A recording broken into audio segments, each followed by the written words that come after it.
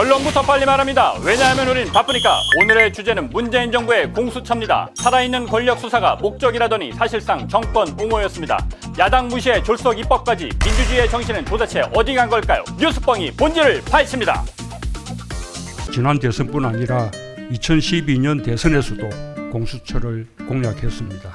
그때라도 공수처가 설치되었더라면 박근혜 정부의 국정농단은 없었을지 모릅니다.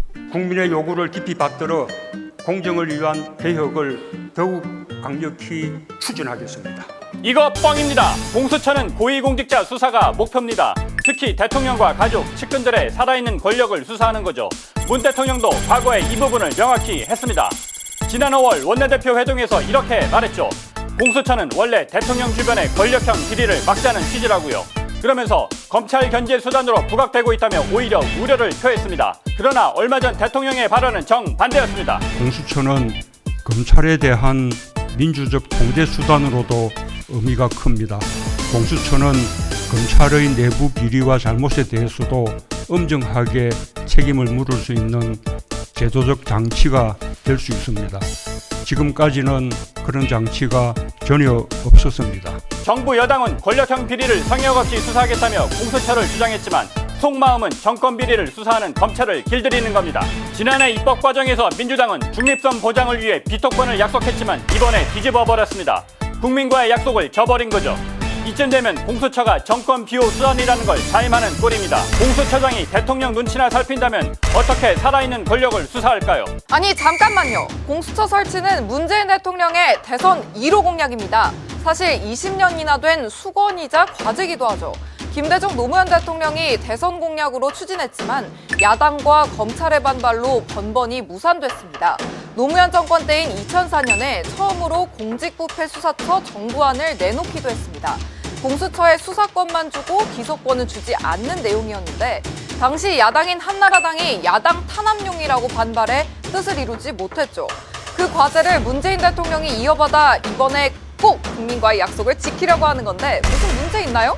전혀, 절대, 네버 그렇지 않습니다. 오죽하면 정의당 장혜영 의원까지 비판했겠습니까? 입법 과정이 비민주적이라고 지적했습니다. 민주주의를 위한 개혁이라면 그 과정도 민주적이어야 합니다. 그러나 여당은 민주주의의 기본 정신인 토론과 합의를 무시했죠. 윤호중 법사위원장은 법안을 법사위에 기습 상정하고 제대로 된 토론도 없이 기립 표결했습니다. 8분 만에 법안이 통과됐죠. 토론을 할 수가 없잖아. 이 법안에 찬성하시는 의원님들은 기립해 주십시오.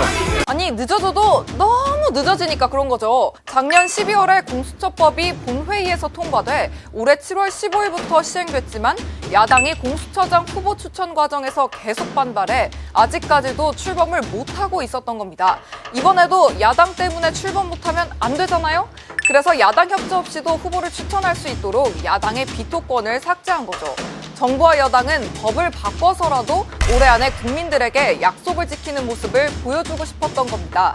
핑계도 그럴듯해야 들어줄 텐데 참으로 어처구니 없는 일입니다. 국민의힘은 현 정권 인사도 좋으니 검사 출신을 추천하자고 했지만 받지 않았습니다. 결국 자기 입맛에 맞는 권력기관을 갖겠다는 뜻으로 보입니다. 나라를 바로잡기 위해 이번 정부 내에 검찰과 법원의 확실한 개혁이 필요합니다. 여론조사를 보면 국민의 55%가 검찰 개혁에 대해 비판적입니다. 문재인 대통령의 긍정평가도 36.7%로 역대 최저치입니다. 국민의 뜻이 이런데도 강하게 밀어붙이는 이유는 왜일까요? 검사의 자격 요건도 10년 이상에서 7년 이상으로 완화했습니다.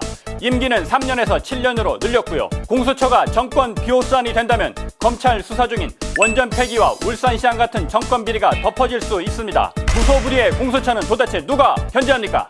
이건 추측이 너무 간 거 아닌가요? 조국 전 법무부 장관이 이렇게 말했습니다. 공수처에 대한 비리는 당연히 검찰이 수사한다. 물론 공수처도 눈을 부릅뜨고 검찰을 들여다볼 것이다. 공수처 발족 후 공수처와 검찰 간의 긴장은 팽팽할 것이다 라고요. 공수처가 고위공직자를 기소하지 않으려면 수사 기록을 대검에 이첩하게 돼 있기도 합니다. 이들의 수사권을 여전히 검찰이 갖고 있다는 뜻이죠. 전혀, 절대, 네버 그렇지 않습니다. 공수처 검사들의 개인 비리를 우려하는 게 아닙니다. 그들의 막강한 권력과 이에 대한 견제가 없음을 걱정하는 거죠. 당장 추미애 장관을 보겠습니다. 그가 앉힌 검찰 간부들이 어떻게 했습니까? 윤석열과 대립하는 이성윤, 후배에게 너도 검사냐 소리를 들은 심재철이 저절로 떠오릅니다. 과거 노무현 전 대통령을 수사했던 대검 중수부장 개인의 비리가 문제였습니까? 그들이 가진 권한을 견제 못한 게 잘못 아니었나요? 우리 이제 윤 총장님은 이 권력형 비리에 대해서 정말 권력에 휘둘리지 않고 또 권력의 눈치도 보지 않고 사감에 충성하지 않는 그런 자세로 아주 엄정하게 이렇게 처리해서 살아있는 권력도 수사하라던 대통령의 당부와 초심은 사라졌습니다. 윤 총장에 대한 말도 안 되는 징계위, 공수처 이루는 윤석열이라는 여권의 공격. 도대체 민주주의는 어디 간 걸까요? 네, 알겠습니다. 그러니까 정부와 여당의 주장대로 권력형 비리에 대한 성역 없는 수사를 하기 위해 만들어진 공수처라면 그 칼은 윤석열 검찰총장에게 가장 먼저 휘두를 것이 아니라 현 정부에게 가장 먼저 겨냥해야 마땅하겠군요. 지금 정부 관련 수사를 해야 하는데 계속 차질을 빚고 있으니까요. 검찰개혁, 허울은 좋지만 속을 까놓고 보면 마음대로 휘두를 수 있는 법이 필요했던 겁니다. 그런데도 대통령은 말로는 정치적 중립이 공수처의 생명이라고 강조합니다. 이게 거짓이란 걸 모를 리 없는 국민들에게 낯빛 하나 변하지 않고 영혼 없이 말하는 거죠. 니체는 이런 말을 했습니다. 괴물과 싸우는 사람은 스스로 괴물이 되지 않게 조심해야 한다. 우리가 괴물의 심연을 들여다보면 그 심연 또한 우리를 들여다본다. 노무현에 대한 복수가 검찰개혁에 투영된 것은 아닌지, 그 때문에 대통령 스스로 괴물이 돼가는 건 아닌지 다시 고민해봐야 할 때입니다. 가짜로 막힌 속을 진짜로 뻥 뚫어드립니다.